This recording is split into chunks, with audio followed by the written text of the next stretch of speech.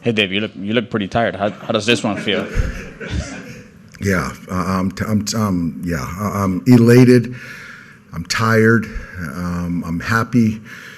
So yeah, I'm just excited. I'm proud of our guys. You know, this was we talked about this series. It was going to be it was going to test us. You know, and we fought. We didn't relent, not one time. And I just couldn't be more excited for this ball club. What can you say about Yamamoto just kind of setting the tone there? He set the tone. And, you know, I think that, you know, Yoshi's had a lot of success in his professional career. And I said it before. I mean, he's pitched in big ball games, and I believed in him. I knew he was going to rise to the occasion, and he was outstanding tonight. And I knew he wasn't going to run from this spot. And, you know, I'm looking forward to riding him through the World Series. Bill, back right. Yeah, Dave, you finished the series with 24 consecutive scoreless innings. How perfect does the pitching plan have to go for that to happen? Well, I think, Bill, it's about the players. The players were outstanding. The guys from the 24, 26 innings, you know, when you call a number, call a name, it's up to those guys to go out there and perform.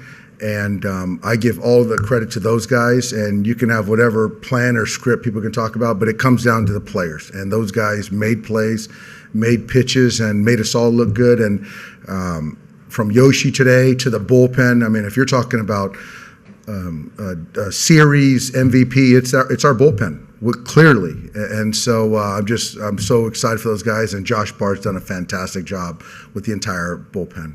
Russell on the right side. Dave, you've managed a lot of games and played in a lot of games that had a lot of meaning. Where does this series rank just in terms of the intensity that you've been a part of? I'll tell you, this rivals, you know, you asked me the question, Russ, it rivals 2004 when we beat the Yankees when I was a player with the Red Sox. It rivals beating the Braves in 2020 to get to the World Series. Those are probably, this is right there with it. I mean, you're talking about one of the best teams in baseball over there, and Mike and his staff did a great job preparing those guys, and it was a dogfight, and I got nothing but respect for those guys over there. But to kind of win this series how we did, to kind of fall behind, and those guys coming into the postseason had a lot of momentum, speaks to the character of our guys. So this is right up there. Dave, when you said you believed that Yamamoto was going to rise to the occasion, what was that belief founded in? It was founded in the fact that Yoshi, Darvish, guys like other guys that have pitched that are from out of the country, they're pitching on a bigger scale. Yoshi is pitching for his country, and so when you pitch for the WBC, for the country of Japan, those are as high a stakes as you can have, and he's done that and pitched well in those moments, as Darvish. And so I got to give you a lot of credit for what he did. And so I think that for me, I didn't believe that he was going to run from this moment, and we were going to get everything he had, and that's what he did. And he hadn't been in the sixth inning and since the Yankees. So I felt at that point in time, he gave us everything he had, and we could hand it off to a very, very capable pen. Now, that said, I'm guessing as you're kind of mapping this out, right, you probably can't count on 5 scoreless. Realistically, where were your expectations in terms of how much length he was going to be able to give you?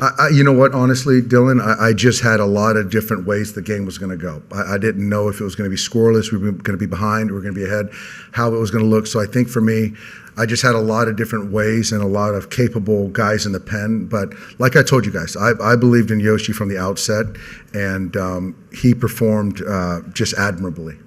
Let's go to Mike, standing up on the right. Dave, was this about as stressful a game as you've managed in a while? Just because of the score?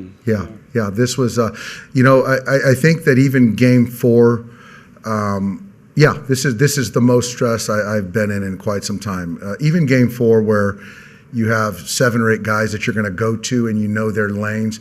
When you have a starter and you don't know when to deploy and get the carousel going, that adds stress and anxiety. So with that and what was at stake in a team that had momentum and kind of took care of business against us 2 years ago. It was a huge series. And so I felt that kind of gravity. I did. Does anything Kiké does in October surprise you anymore? No.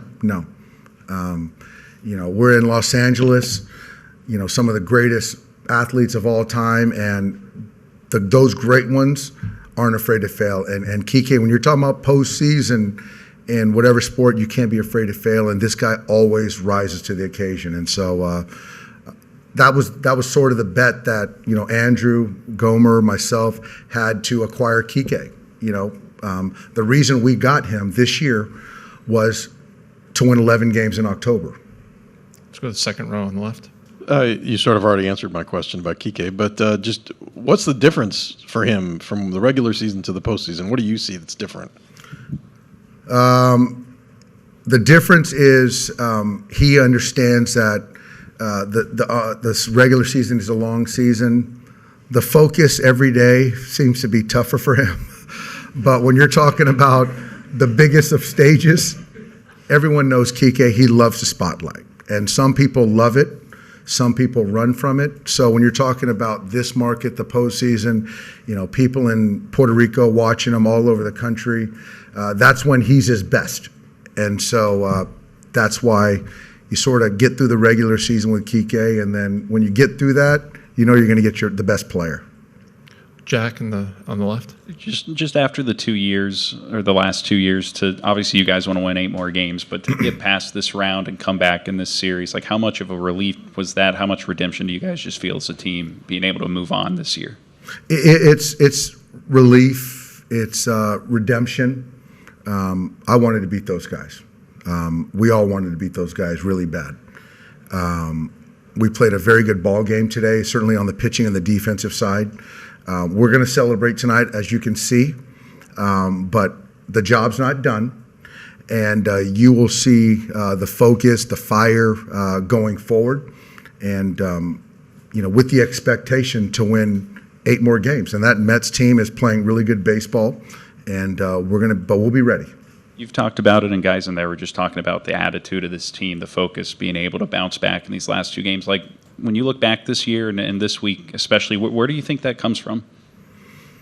It's the players. I'll say this, though, is that I haven't been a part of as much adversity as this ball club has had, and not one time have we made an excuse or given ourselves an out to not win 11 games in October. And that's a credit to the character of the guys, the coaches, the front office, getting a lot of depth that we've had to tap into. And so that's why, like I told the guys in the clubhouses, I've never believed in a group of guys more than this group. I really haven't. We'll take 2 more. We'll go to Barry, and then we'll finish up with Juan in the back. Doc, congratulations. What can you say about an organization that goes out and spends the kind of money and acquires the type of players they do to put you in this situation? Basically, it puts you in a situation to win the division every year, and it gives you a shot in the playoffs every time you go in it. Yeah, it's I can't say enough about Mark Walter and the entire ownership group. And you're in a big market, and they're just as competitive as we are.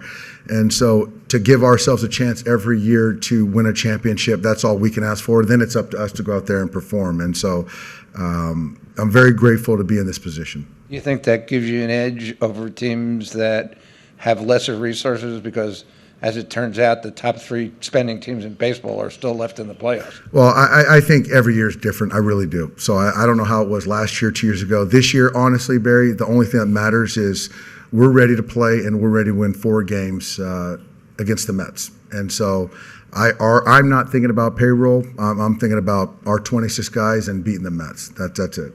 Yeah, I think to your list of playoff series, you'd probably want to add that 2021 Giants series too, huh? That's right, yeah. We'll finish up with Juan, straight back. Dave, what happened with Vesia, and how's he doing right now?